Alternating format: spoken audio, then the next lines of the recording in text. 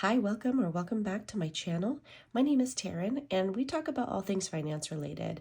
Anything from the zero-based budget method, cash envelopes, fund savings challenges, and anything that impacts our finances, whether that's good or bad. So if any of that is of interest to you, go ahead and hit that subscribe button, join our community here, and let's get into today's video. Let's set up my budget for my September 15th paycheck.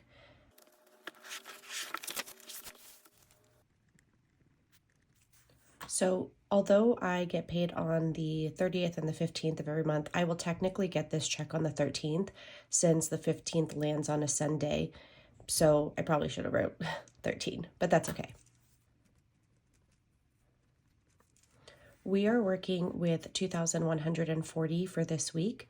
This is my paycheck, and this is after I've taken 10% and put towards our pension, 5% to our 457B, Colonial, AFLAC, and I know a couple other things. Oh, like life insurance. There's things that are deducted from my paycheck, far more than what's deducted from my husband's, but this is what my take home is, and that's what we're working with today. So the fixed expenses, I'm going to go ahead and list them here.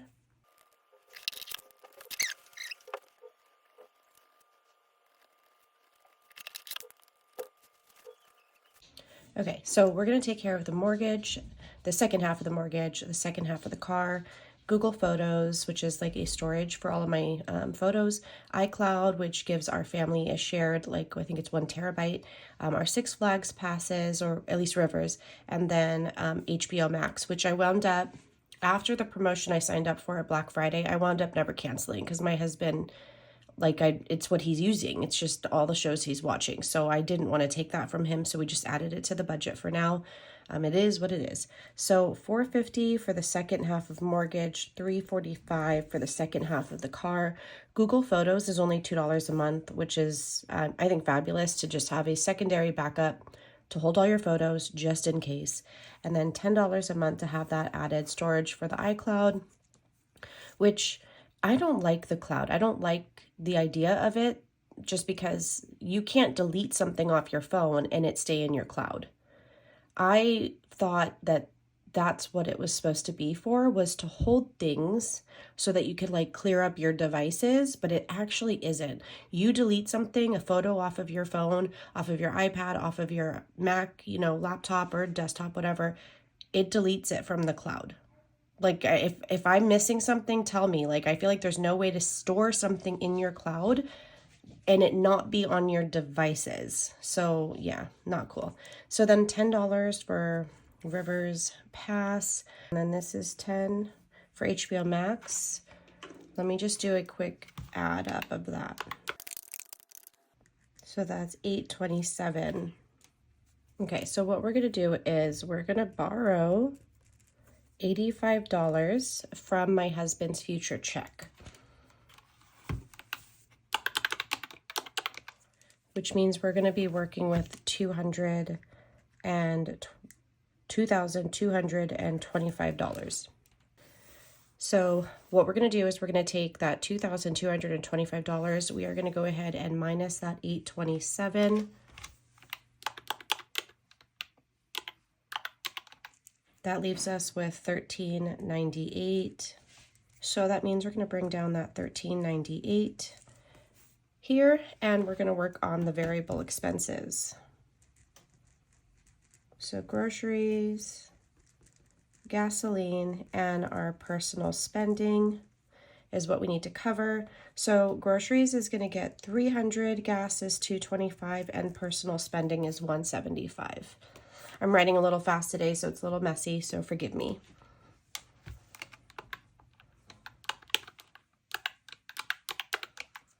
So that's $700. So then I take that $1,398, I minus that $700, and that leaves us with $698, which I'll roll over to this side. So now that's what we're working with to fund the rest of my savings goals.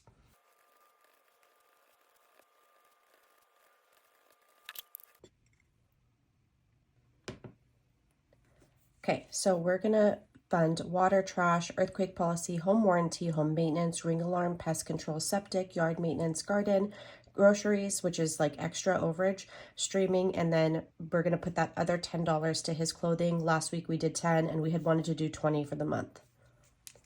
So water is going to get 20, trash is going to get 20, earthquake policy 75, home warranty is 30, home maintenance is 200, ring alarm is 10, pest control is 40, septic is only getting 5, yard maintenance 50, garden and groceries both 50, streaming is going to get 20, and then his clothes are going to get 10. So let's go ahead and add that up. Okay, so that's 580. Oh, yeah, I didn't write that correctly. 580. So we take that 698, we minus the 580, which leaves us with 118, and we'll bring that down here. And we're going to go ahead and do our extra savings. So we have our 52 week, we have our bookmark and other savings. So for the 52 week, we have to fund week 38. Bookmark is $5 and other savings is 75. This equals 118, bringing us to a zero-based budget for this particular paycheck. So now what I do is then just figure out what denominations I want. I'm going to head to the bank today. Today is the 12th. I'm just going to pull the money today because I know it's going to be deposited tomorrow, because tomorrow I have off work. It's my birthday weekend, getting my nails done. Oh yeah, my hair appointment wound up getting canceled last Saturday. Oh, okay. If you don't want story time, pretty much this is the end of the budgeting, but quick story time. So we were supposed to have yoga and a hair appointment. Well, I was supposed to. Yoga got canceled. Our instructor was sick, so she called off class, which I appreciate because we didn't want to get sick. And then I was like, okay, so then we'll do our like errands and stuff and then head to our appointment, you know, go to Barnes & Noble or whatever. And then the hairstylist had a family emergency, so she canceled. So I was like, okay, so then I guess it's groceries day and we'll just make the best of it. And my daughter had wanted to go to Barnes & Noble, so we went to Barnes & Noble. She got like 5 books, and then mind you, she paid for them. So that was like not within my budget to do, but she paid for it. So that's her choice. And so when we were leaving Barnes & Noble, we got in the car, we started to reverse. So like, here's the lane that we're parked in, here's the other side parked in. So we're coming out, I'm already out. The tip of my car is at the back of the other cars. So I'm now ready. Like I already stopped the car and I put my car in drive because I was already ready to start, you know, turning my wheel to go out the parking lot, right? This guy, I looked at my, because I'm really cautious. I'm constantly spanning and looking. So I looked at my right rear view and this guy is pulling out of his parking spot like a bat out of HELL, like so fast. I saw the whole thing. I'm sitting there saying, no, no, no. And as I'm saying, no, no, no, I'm hitting the horn. No, no, no, no, no. And my daughter's like, why are you honking? Why are you saying no? I was like willing him to not hit my car, but he came out of that spot so fast. My daughter, her observation was that the driver and the passenger were already upset.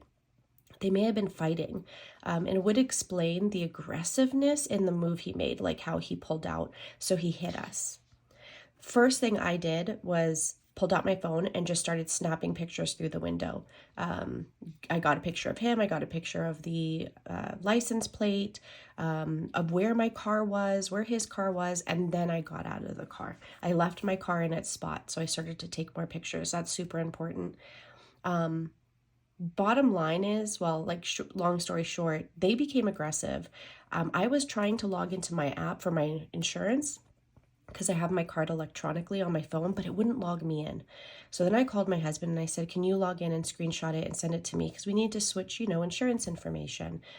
And she's sitting there in my face. You don't have insurance, you like going crazy. My daughter put her arm up in between and said, "You're going to need to step back away from my mom. You're too close to my mom." Like she was handling that part while I was trying really hard to get the insurance card. And then my husband was listening to everything happen and he said, "I'm going to ask that you call the sheriff. I'm on my way." So we did. So we called the sheriff and the sheriff said to just go sit back in our car. And as we proceeded to, they took off. So now it's a leaving the scene of a accident, which I guess is a crime in itself. I don't know if it was considered a hit and run because we technically conversed with them, but the insurance company said they're putting blame on them 100%. They just need the other side to, accept the liability. And the car is not too bad. Like the bumper had popped out. My husband was able to like punch it back in and the light broke on the bottom. And I told the insurance company, I said, "I'll take it for a quote, but if you aren't waived, if my deductible does not get waived or it's the repair is less than my deductible, I'd rather not file a claim." Right? Because that would just be, I don't want my insurance to go up. He said, because it's their fault and once they accept liability, we would be able to waive your deductible and get it fixed. So I'm like, okay. And it would not impact my insurance. I made sure, and the call was recorded, I made sure to ask those questions while the adjuster was like asking me all those questions on a recorded call. So again, another tip, I suggest doing that. And I was able to file my claim online, submit pictures, easy peasy. It was just, I was shaking. I was like, it's not because I was scared, but the adrenaline was going and I was trying really hard to be, not my teenage self, if that's the best way to say it. But I was just super proud. My daughter stood firm. She held her ground and she said, "You're going to need to back up. You're getting too close." Tried to put her body in between us, but she's like, "I could only put an arm because if I had put myself between you two, I would have wound up touching her." That's how close she was to me. I kind of wasn't all there. I was more concerned about trying to log in to get the insurance. And I have had a couple really bad accidents, not where I was driving, but as a passenger, one when I was 18 and one a couple years later, that were very traumatic, like to where I didn't get my license until like 2021 or something like that. So it scares me. So I think that my body just went into like, I had to be calm, I had to protect myself kind of mode. I don't know.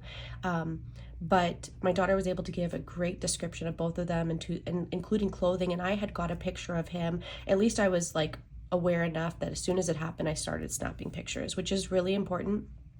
Before you even get out of the car, you should be on your phone, put the camera on instead. Don't do just pictures, put the camera on instead and just start video recording everything, where your car is, their car, their license plate.